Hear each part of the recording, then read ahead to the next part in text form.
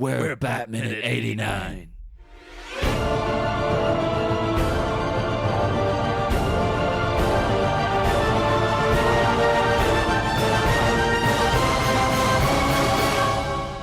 Hello, and welcome back to Batminute 89, the podcast where we analyze Tim Burton's 1989 Batman film 1 minute at a time, just grabbing it around the neck and sticking its head in the toilet and beating all the information we can out of it. My name is Niall McGowan. And I am John Parker. I don't know what that was. I'm just... It was very I'm in dramatic. a good mood. Yes, it's a Friday. I'm in a good. Is it? Oh wait, no, it's not Friday on the show, is it? I mean, no, it isn't, John. It's Wednesday. Wednesday. Yes. It's Hump Day. We're on Hump Day now. We'll leave that in. Yeah. But yes. So today we are dealing with minute 8. Minute 8 begins with the Borg introducing Gotham's new district attorney, Harvey Dent, and it ends 1 minute later with a sardonic gangster drawling, "Decent people shouldn't live here. They'd be," and then getting cut off. Just like I was I there. just cut you off. So I thought you were cutting yourself off, and I was because I genuinely thought you said Gotham's nude district attorney was. Ooh. I mean, that there was one way to improve the film, particularly when we see, when we know who's playing that district attorney as well. But oh yeah. So yeah, shall we dig in? Let's dig. So as I said, we have Mayor the Borg, introducing the crowd to Gotham's nude district attorney, Harvey Dent, and who was greeted by a rapturous round of applause as he takes the stage. Although I'm not really sure why Lando is going by a pseudonym. I mean, I assume he's on the run. He's in hiding. Yeah, well, I mean, he just abandoned Cloud City, so they're we can't give this guy political office. He'll cut and run at the first sign of trouble. And the mayor's just talked about how synonymous with crime the city actually is. So exactly, and now Lando Calrissian, the scoundrel himself, has somehow got this position. Yeah. But as Harvey takes the stage, we see some of the crowd there, and it's film's immediately dated now in that how many people are smoking in that crowd. People just sitting puffing away on the stage. You would not see that now at all. Well, you wouldn't see that in real life, to be fair. No. Sorry, I said on the stage. In the crowd, I meant. So we get Harvey taking the stage first, and just once again, a little shout out to that wonderful giant poster of Billy D. Williams' face behind them there. Yeah, I want to put that up in my house. Yeah, and you'll notice in a very cheesy fashion, he's got all the American colors on there, the whole red, white, and blue color scheme, sort of spaced out across the picture and then an American flag right next to it because, god damn it, he's patriotic, damn it. He loves his country. He loves his country, he loves his city so damn much. You just don't get that kind of enthusiasm over here, really, do you? People are kind of ambivalent, Britain, it's all right, I guess. I don't know. But we notice on that poster, it has his slogan, Harvey Dent for a new Gotham, which is, we'll see throughout the film, on people's, there's badges with it written on and stuff, and Commissioner Gordon's sporting it later on in Axis Chemicals and whatnot, but yeah, nude Gotham. I'm all for it. If only. The first ever nude city. I mean, it looks like it gets pretty cold in winter, but not doing anyone any favors. Anyway, as we see in the crowd, some people cheering away, some people looking a little kind of grumpy as well, and I'm not too sure if that's because this is Gotham's elite are attending this meeting, and they're talking about uncovering the corruption to do with with Boss Grissom, and I'm wondering, there's a good chance that people in that crowd are actually the corrupt people they're talking about. 100%, they are on the take. Oh, for sure, for sure. And but one of them quite center stage in the shot, like the shot of the crowd.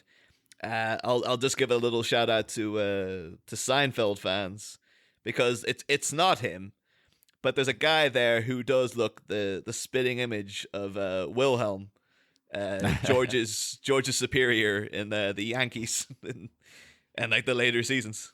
I like the way you had to confirm that it's not him. You've looked into this. Tragically, it is not him. But when you look at him, no, he is distractingly like, oh, it's Wilhelm. But no, it's not, sadly. But alas. Oh, well. Well, should we mention a little bit about Billy D. Williams? We don't want to go too much into it, because I imagine a lot of people know about him and have probably listened to Star Wars Minute, where they went in quite in depth. But, we could chat a little bit.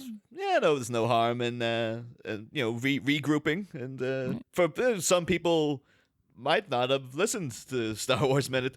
They should drop everything and go and do that now. But I can't believe there are human beings who haven't. But okay, if you think they exist. I mean, as you may have guessed, Billy D is one of our favorites, one of our heroes, our champions. Yep. Now, obviously, of course, he plays Lando in Star Wars. He is also famous for his beer commercials for Colt. Well, I'm hesitant to call it beer, but Colt 45.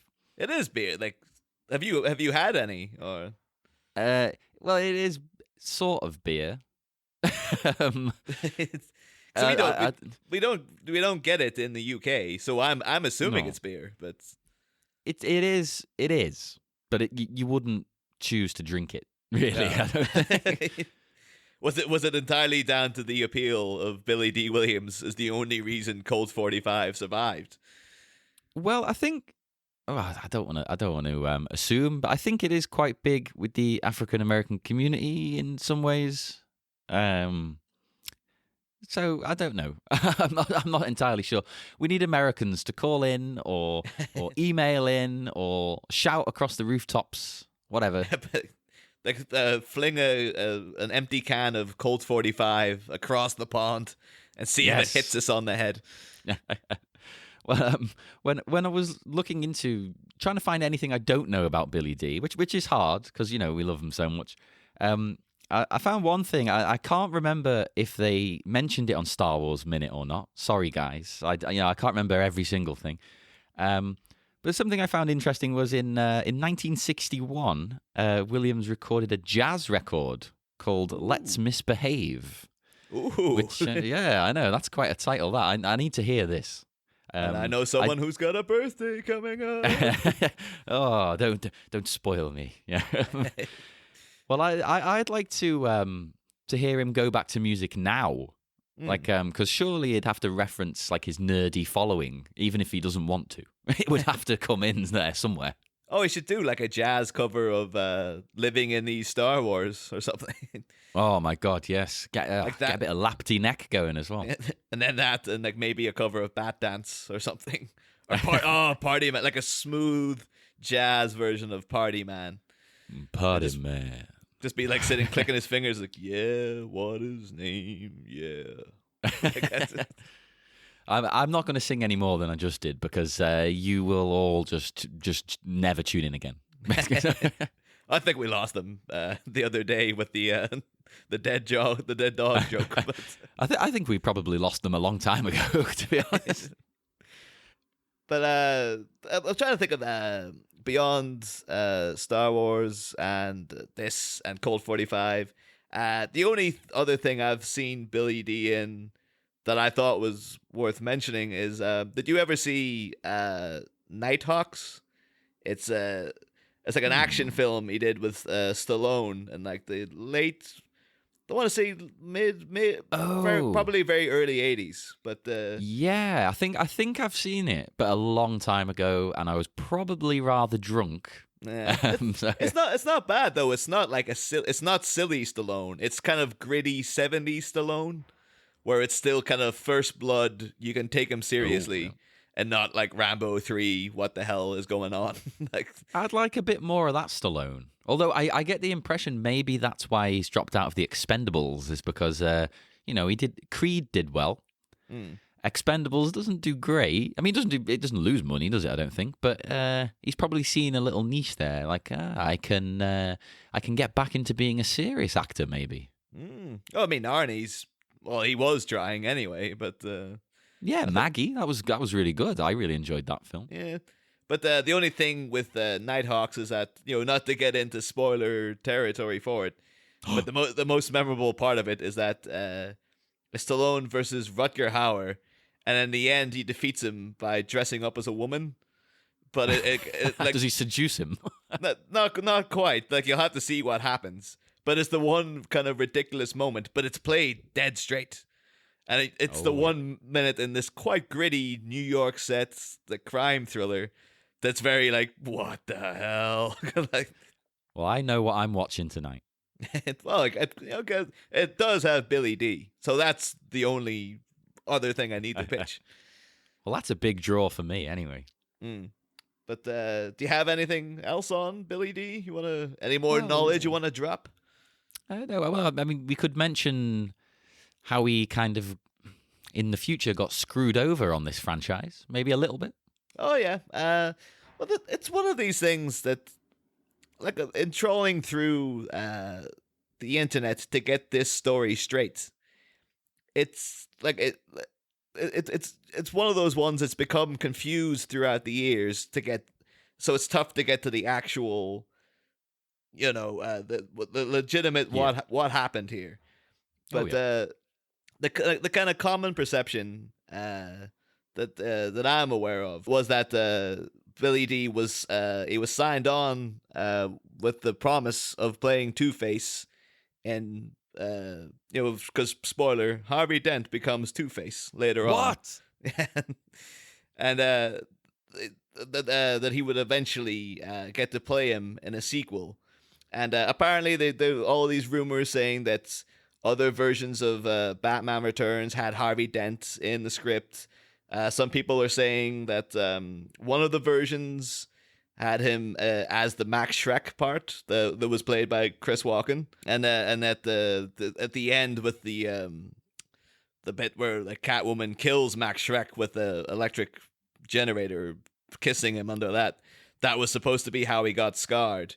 But there's no verification. That seems to be like, well, that's just kind of hearsay and conjecture that was going to happen.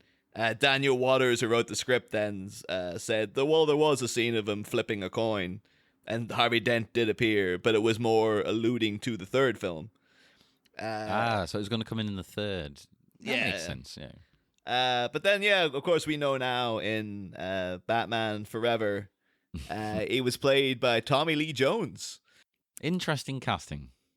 And it's always the rumor is that Billy D was paid off, like to buy him out of his contract, basically, so that Tommy Lee could come in, because Joel Schumacher had worked with Tommy Lee on The Client and really liked him, or like, I don't know, but maybe he got mixed up in, like, you were saying that Tim Burton was really he really wanted to have this kind of black and white dynamic with Two-Face. Yeah, I mentioned it in one of the previous minutes, didn't I? That was what he was going for. But I'm thinking, like, maybe Joel Schumacher got that memo and was like, he wants him to turn into a white guy? Like, I don't know. Okay. So he gets splashed and he turns into Tommy Lee Jones. It's very strange casting, that Tommy Lee, I think. Not Tommy Lee. Well, that is his name. That's a different guy, but but I mean, if you can get him in your movie, that's a bit of a coup. So I understand why they would want him in for star power. But he's not Harvey Dent. No. But I think by '95, Billy D's star had waned a little, so maybe that's why they wanted someone else. But although, like, he more recent news now, like, that was always what was believed. by most people. It was like, yeah, that he got paid off. Billy D's now come out. He said a few years back he wasn't paid to do it. He had to give an interview and say like, no, like, I was never paid a penny for that. Like it was they only pay you if you do the film, and I wasn't in it, so no, I didn't get paid. That is exactly what I read. Yeah, I was very confused because I always thought that they'd bought his contract out. He was already signed on. And even more confusing then, like, so I've got one source then says that he was paid off for not being in Batman Returns because he was supposed to come back for that, but then they didn't have him in it. And I don't believe that. I think that's someone who's got their sources mixed up. Because then that's adding even more of a convolution. Because it's like, well, why pay off a guy when you could just have him in a cameo, and there you go, done. Yeah, but, that would be sorted then. Yeah, so I'm not too sure whether to believe that, but it's all good. It's all good in the hood now, though, because Billy D has reprised the role as of Harvey Dent in the Lego Batman film. So yes. Oh, when I heard about that, I was ecstatic. I think you told me actually first. Yeah, well, it was big news, and it's kind of shocking because then when you watch the film, he's in it for like 2 seconds. 2 seconds. Well, how ironic! But it's almost like they just wanted to sort of finally give him a victory in this franchise. But anyway, should we have a quick return to the minute to go through? Oh yeah, the actual minute. Yes, that would be good. But we see Harvey at the podium here, and this is a very deliberate reference in terms of the shot and the angle, like him standing looming over the camera with his giant campaign poster with his face behind him. It's a reference to Citizen Kane. There's a very famous scene of when Charles Foster Kane's running for the governor of New York, I believe. And in that scene, he's complaining about the untrustworthiness and rooting out the problems in the administration of a character called Boss Jim W. Geddes.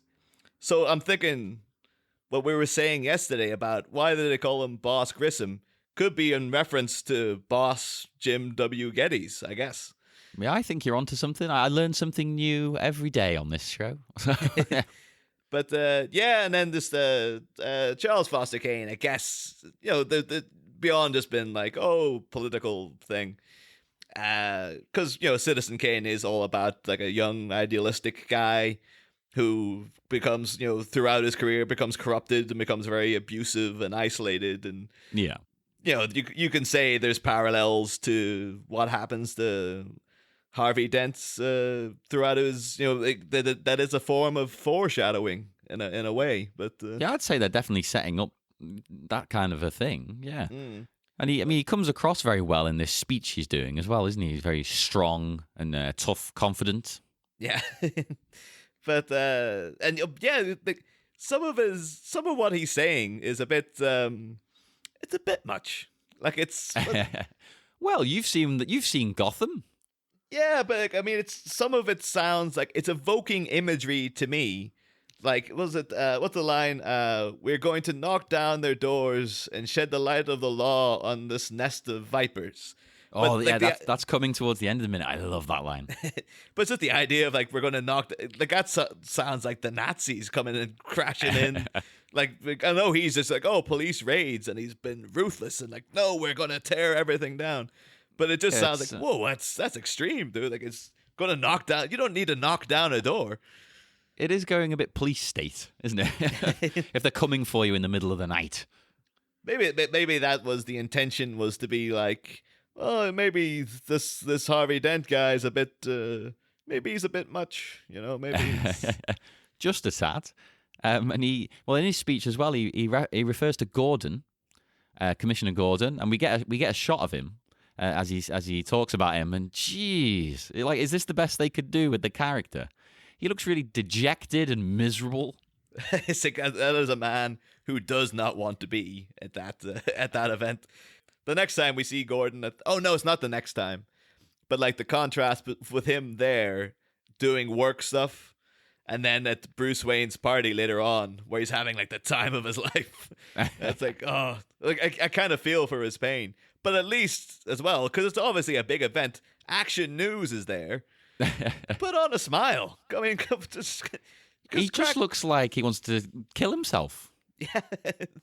But I mean, maybe that's Pat Hingle he thought like, oh, I'm Commissioner Gordon. This must be a great part I get. And then he read the script and was like, no. I think they cut him out of the damn thing because of the way he was acting.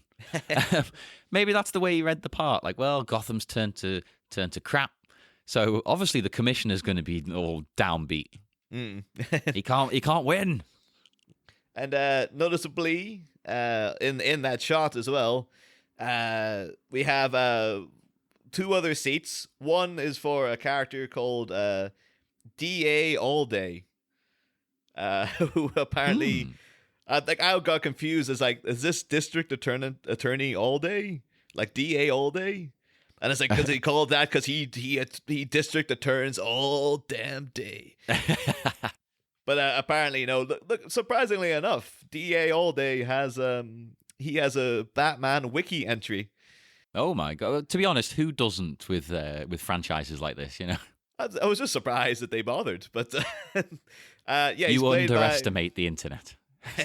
He's played by Lewis Hooper, and apparently D.A. is he's not a district attorney. D.A. is his first initials. I've been deceived. It's like Judge Reinhold all over again. Yeah. The thing is, though, that seems like someone should have thought of that on set in terms of like, well, we have introduced the district attorney. Now you've got a guy next to him called DA. That's going to cause confusion. And on top of that, they're missing the opportunity to call him like DC all day. No. Because then it would be like a little nod. But that would be good. I think, yeah, maybe back then they weren't as much into the nudge, nudge, wink, wink Easter eggs for the fanboys, I don't think. But well, as we said in a previous minute, I mean, they didn't presume people would be able to watch them like this, even if they got VHSs at home. They didn't expect the longevity, I think. Yeah. Like, well, people will watch it for a couple of years, and then there'll be a new movie. Plus, maybe too, like the graininess of a video cassette, like the nuance of D.A. Allday's performance would be lost on a generation. But he's back. It's like 28 years later. He's back. He's been rescued, baby. But besides D.A. Allday, though, an empty chair is old, public nuisance Bruce Wayne, rich boy, can't be bothered to show up for the event, off gallivanting somewhere else, just left his seat line wide open, probably off with some women. Gah. Well, weirdly, that works perfectly for his cover, not turning up, doesn't it? What are you talking about cover? Bruce Wayne is an asshole, John. Everyone knows he's just a drunk, and he just likes spending his daddy's money, and that's all he does. Oh, yes, of course. I mean, that's what I was talking about, yeah. Sorry, I misspoke. But should we do a little brief history, though, before the scene changes?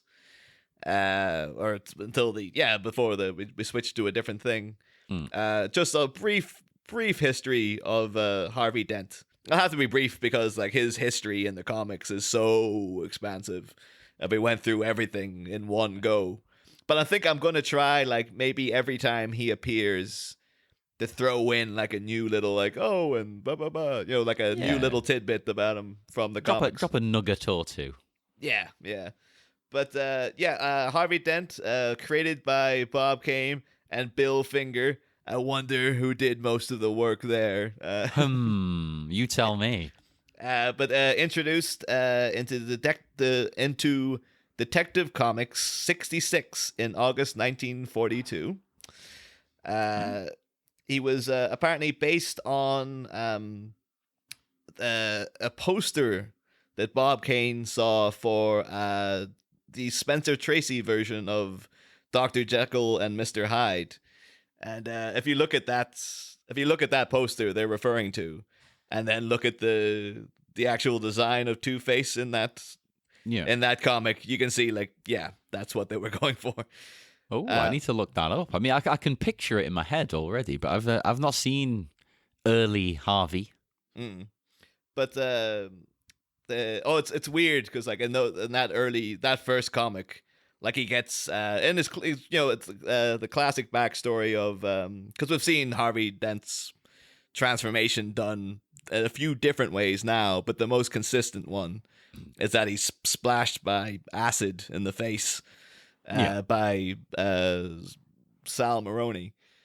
We see it's the only time you see it on big screen is in Batman Forever, where it's that really ridiculous scene, like the little snippet where he's got like the manila folder over half his face and Batman's just in the courtroom. Although to be fair, in the comic he's in the courtroom as well, so I guess they got that. But I do love that scene though. That's amazing. it is, but that though is like I think we'll have to leave if we do Batman Forever minutes in a few years. That's a minute I'm looking forward to digging into. It's the prime minute. That's the only reason to keep this going is like we've got to get to that. We've got to keep getting to that minute. Oh yeah, we're just trying to get through all of this nonsense. We don't care about this film. We're just getting it out of the way. But anyway, it was actually originally introduced as Harvey Kent. Ah, that's a strange one. Why did they change that then? Was that because of Clark? I believe so. It was it seemed to be to prevent confusion with Clark Kent. Basically, seems to be it was pretty much after his first story run, they changed it to Harvey Dent, which actually as a name works way better because a dent is an imperfection. It's a I something thought that's that was good. the point. Yeah, so it's there you go. It's like it's you can imagine they were almost kicking themselves. It's like, why didn't we call him Harvey Dent in the first place? That's perfect. It's like, well, he's not been around too long. We could just change it and nobody will notice. But the thing is, though, in that initial run as well, like once he gets splashed in the face, right? They try to send him to a world-class plastic surgeon, and guess what the plastic surgeon's name is? Oh my God, what? Dr. Eckhart. Oh. And then that's not only is that like, oh, there's an Eckhart coming up later in this film, like we'll get to that in a bit. But like it's like Aaron Eckhart played Harvey Dent later on in like 2008. That's amazing. That is pretty crazy. I'll be honest. That's blown my mind. And I always assumed like Chris Nolan was sitting with a big pile of headshots next to him, watching this, trying to like in the middle of like working on The Dark Knight, and was like, they've got a guy called Eckhart. Wasn't there an Eckhart in the pile of names for Harvey Dent? Maybe give it to him. But now it's even doubled. Like he might have been like, oh, the doctor was called Eckhart. It's fate. Get him cast. That's our man. Yes, it's calling to him. But Two-Face, that was back in the golden age. He was during the kind of kiddie-friendly years of the 60s, like the Adam West era. He dropped right off because he just was a fairly unpleasant character to have to deal with, basically. But he was brought back then by Denny O'Neil in 1971, and that's back when the comics were getting darker. So it's kind of a good thing that like, well, if you want to go in for darker Batman, Harvey Dent's a good character to have there because he's a real signal of that kind of era. Well, yeah, and visually, it's pretty dark thing to even contemplate. Although I will say, I'm not too sure if they're still making it, actually. I'll have to look it up. But, a few months back, they did that Return of the Caped Crusaders animated film with Adam West. Oh, yeah, that looked really good. Oh, it was great. But, yeah, it was like a film just done in the 1960s Batman style, but it was animated, but it was very self-referential and... Batman turned bad, and he was referencing lines from like this film and stuff. But apparently they've already greenlit a sequel dealing with Two-Face in like a 1960s style. Oh yeah, and apparently they've already cast him William Shatner. Oh my God. Yes. Yes. Why didn't you make that the first one? Like, just give that to me right now. That is legitimately just the best casting they could have come up with for that. I am excited. A few months, like that was straight after the first one came out, they announced that. So I'm hoping it's still on the way. But If not, someone needs to step in there and fund this thing now. hmm. But suppose should probably cut back to the minutes, maybe. Or Nah. Yeah, we probably should. Yes. So of course the scene ends. It's over, and we get a new shot. And at first we always see it looks like a fancy apartment. There's some nice artwork on the wall. Mm-hmm. Looks very good. The camera though then pans out, and we see the man himself, Saucy Jack. Yeah. From behind, we don't get an initial reveal. Like he's sitting watching the TV. We get him from behind, and then we get a glory shot of Jack with his feet up. He's playing with some cards there, flipping them around. Niall, do you think this could possibly be foreshadowing? Well, I couldn't possibly say, John, but Oh. I think it might be a double foreshadowing of he's a man sitting watching Harvey Dent, a man who will become famous for flipping a coin, and he's flipping cards up into the air. Oh. But and this man who's doing it may or may not be foreshadowing his own future with these cards. In a deck of cards, you get a Joker card. So, but I don't know. I couldn't possibly say. So, Well, as you say, he's watching the TV though, and you've still got Lando on there doing his thing. And this is where he does that fantastic line you said about the nest of vipers. Yeah, serious stuff. Like he's not messing around. Like he is going to take these people down. But one thing I will say about the decor, nice swanky apartment. Oh yeah. There's no table for the TV. The TV seems to be on the floor. I was trying to make sure I wasn't just seeing that wrong. Yeah, because it's that just doesn't seem right to me. Was that the style at the time or something? It seems just inconvenient. Like there's a reason TVs are kept up at sitting eye level. But then there's a reason we no longer keep onions on our belts. Well, it's not the style at the time, Johnson. No, exactly. It's inconvenient, but it was the style, and people have moved on. It's the same. People used to keep the TV down there. Yeah. But as Jack is sitting there, very obnoxiously with his feet up, I think even here in these few moments, you start to get a feel for this character, like Instantly. who he is. Because even just the way he's dressed. Yeah, he's well, we don't know yet that he's a criminal, but he's not in the vein. If he isn't a criminal, he's not in the vein of Nick and Eddie. He's he's almost like a better class of criminal, some might say. He's probably not a politician because he'd be at that event. And he's not just a regular citizen of Gotham because you've seen how half of the people there live. Yeah. So there's something up with him, and that look on his face, he's up to no good. But a woman comes in behind him, played by Jerry Hall. Very leggy.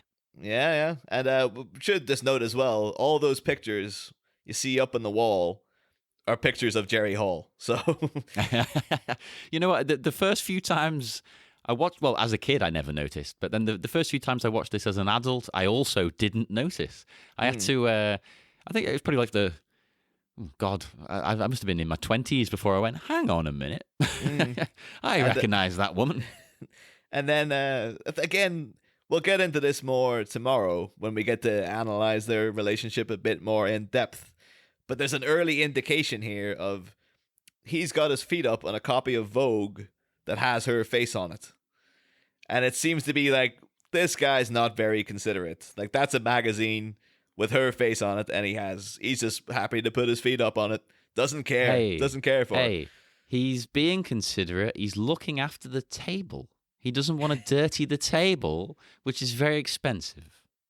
Well, the thing is, she takes the magazine out from underneath, just puts his feet up on the table. So like.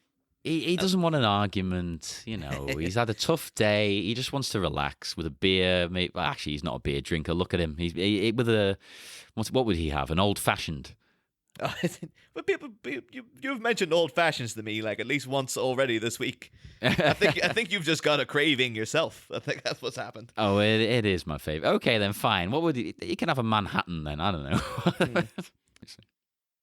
So Lando there says, together we can make this city safe for decent people.